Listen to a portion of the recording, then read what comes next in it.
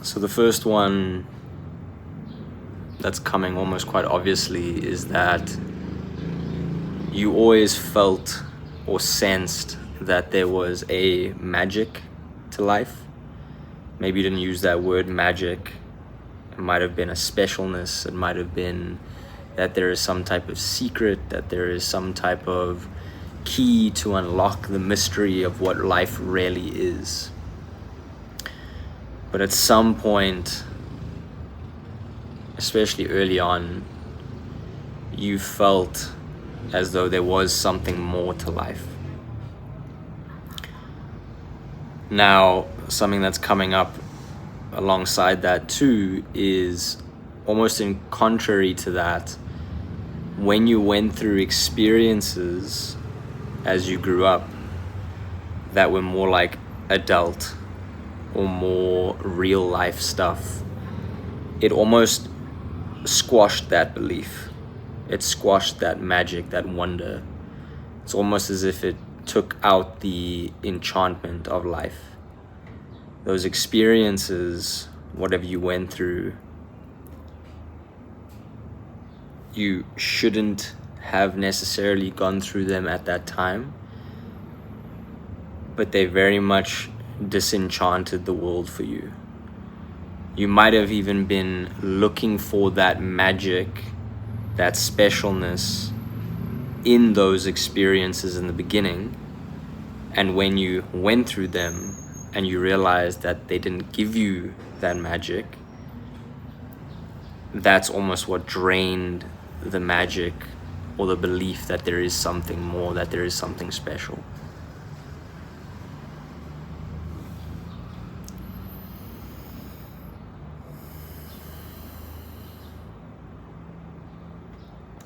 You're also somebody who, for whatever reason, wanted to better yourself.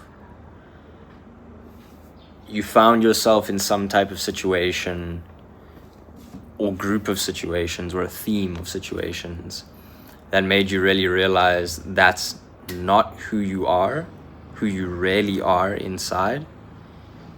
It wasn't true to you, or it's not who you wanted to be, the way you were showing up. And therefore it started you on this very intense and difficult journey of wanting to overcome that, of wanting to become a more true, real, authentic version of yourself. Because the way you were showing up, or what you were doing, or the experiences you were having, you could just deep down feel they were not true to you. And that actually brings up another one that comes to mind now, or comes to me now, which is you had a very strong sense of, even if you didn't have the words for it or the language for it, you could feel when things were true to you or aligned with you versus not. You could feel that difference. When things felt right or real or true or aligned with you, you felt like an ease, you felt a sense of alignment, you felt like, yes, this is right. There was a knowing, there was a clarity. But when things felt wrong, you could almost feel that grossness, that misalignment, that disconnect. You could feel that something was just not right, that it wasn't smooth, that it wasn't fitting.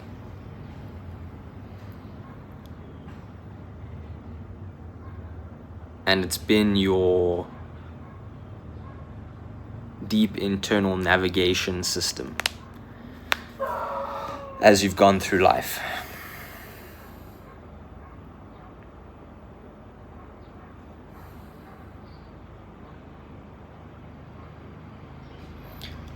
Something else that's very, very, very important to you is authenticity on that note. And that is in every aspect of life. it might show up the most intensely within any type of relationships, especially around like communication and how you're presenting and showing up and how you're interacting, right? Is there authenticity in who you say you are and how you present yourself, in what you think and what you say and do, in your intentions, in your genuineness, in your integrity? There's a big value around authenticity, and you can very easily feel when at the very least something feels off within somebody, when they're not feeling or coming across as authentic, but even more so when they're definitely not coming off or showing up as authentic. You can feel that. It's almost like there's just a knowing, there's just like a sense, and it's pretty much spot on every time.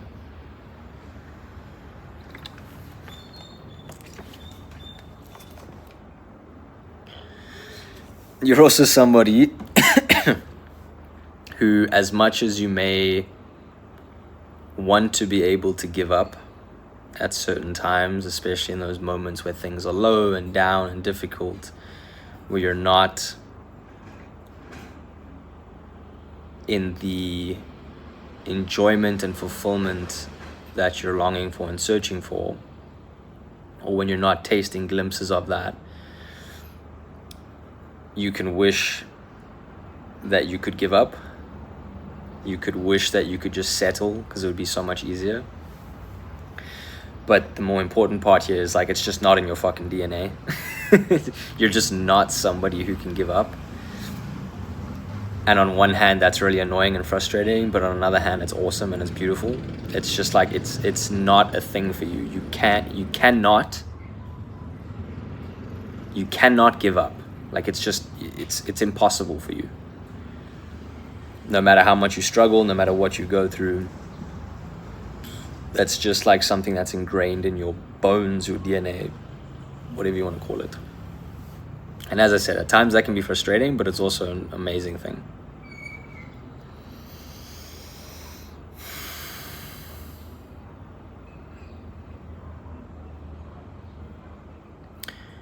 You're somebody who understands and can sort of handle and hold and balance strength and vulnerability. You know how important, well, balance in general, I feel like, not in an external sense necessarily, but balance, the middle way, the not needing to be an extreme of anything, except maybe in your path. But your path, ironically, is that sort of middle way. The balance, like vulnerability and strength, kindness and firmness,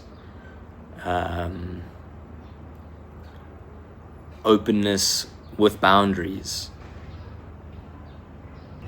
gentleness with firmness, power with, or maybe gentleness with power. Yeah. You understand, and you can really deep down feel that balance, that duality is a huge part of your journey.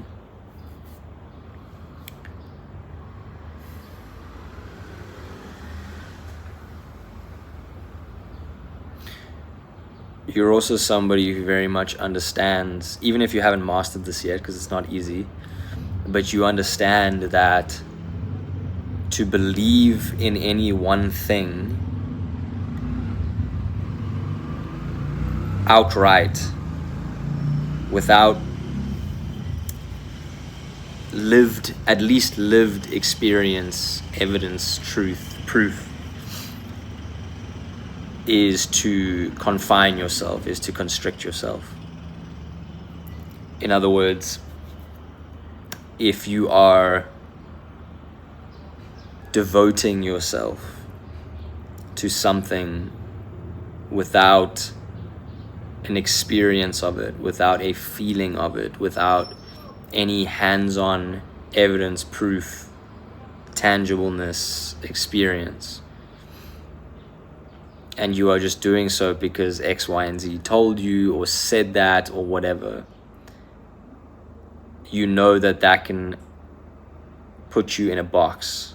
It can keep you small, it can restrict you, and that ultimately the freest way, the best way for you to live is to be open, is to be ready for your beliefs to change and shift at any time, as difficult as that may be.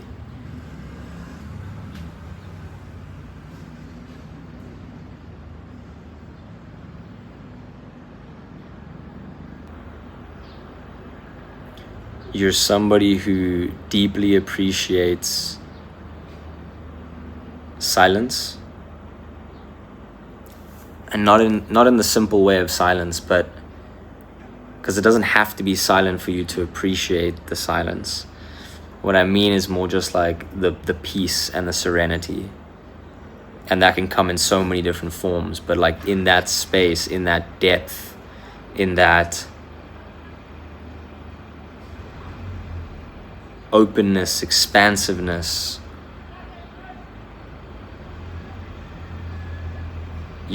that's just, it is one of your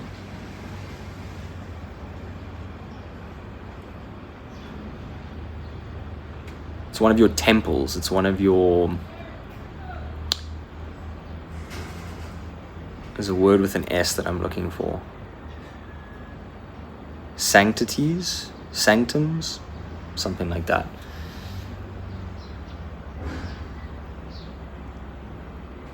And it fuels you, it brings you peace of mind, it energizes you in a very deep, profound, different way.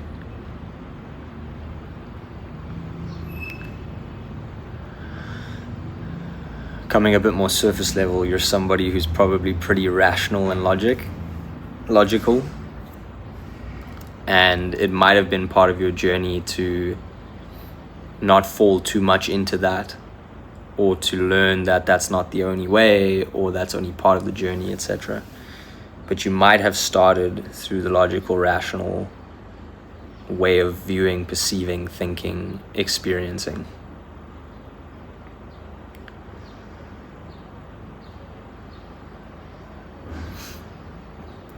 You're also somebody who, in whatever way it resonates, has had a lot of experience or experiences with intuition. In the beginning, it might have been without you realizing or knowing or understanding. And as you've sort of taken the journey, you've learnt your way of intuition language. And you may have experimented with that and really started to build a trust in that. And that's actually tied into, and you may have realized this, but this is actually tied into the true self, the knowing, the ability to feel what is aligned versus not aligned that I spoke about earlier.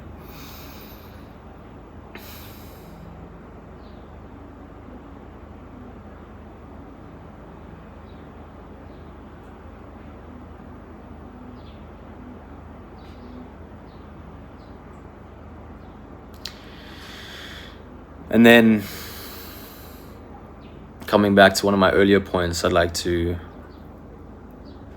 expand on a bit, which is that specialness in life or about life that may have at one point been dampened because of your experiences. You may have realized that what that ultimately is a feeling of fulfillment, of true and utter fullness, wholeness. And you may, at a lot of stages, have been moving towards that in ways that were not the right way. In other words, kind of what I said before, wanting to have certain experiences, wanting to do certain things, wanting to be at a certain place, wanting to have X, Y, and Z thing because you thought that would bring that fulfillment, that wholeness. And you've realized that it's not going to come from those things. That it's something to be found inside of you, as cliche as that might sound.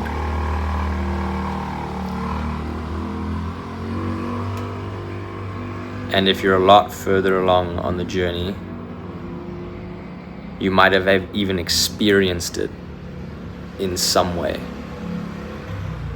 Whether you were thrown into a situation, or you worked towards a situation, or you opened up to a situation, you experienced that fulfillment and wholeness. To the point where it rebuilt your belief in the specialness of life, in the magic of life, because you touched what you had always looked for, longed for, were pulled towards.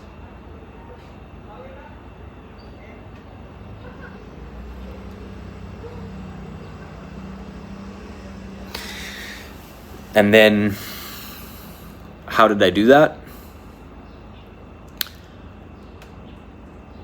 I was tapping into my intuition connected to my biggest lived experiences on my personal path or journey that will also be aligned with yours if you resonated with those points. And if you did, what that means is we are walking a very specific path together. Not in the exact same way, obviously, not in the same external experiences and situations, but the same underlying lessons, the same deeper truth and truths. We are on this path of life, on this spiritual journey, heading to the same mountaintop in a whole range of mountaintops. Everybody who is on this spiritual path or journey is in the same mountain range, but you and I, if you resonated with all of those points, or even 90% of those points, because some of them maybe later on, some of them you might come to still, we're going to the same mountaintop. Another word for that is we're in the same specific frequency family. We share the same deeper internal frequency and truth and way of feeling, experiencing, and living that truth. So that's how I did it. I basically just tapped into what I know to be true for me. And if you resonate, if you also experience that, it means we are walking the same truth, the same wrapping of truth. And if that's the case, I'd highly invite you, highly recommend you to stick around on this channel, because there's a lot I'd like to share, and I think there's a lot that you could gain from, resonate with, feel seen and heard by. And there'll be a lot more we will experience and go through together.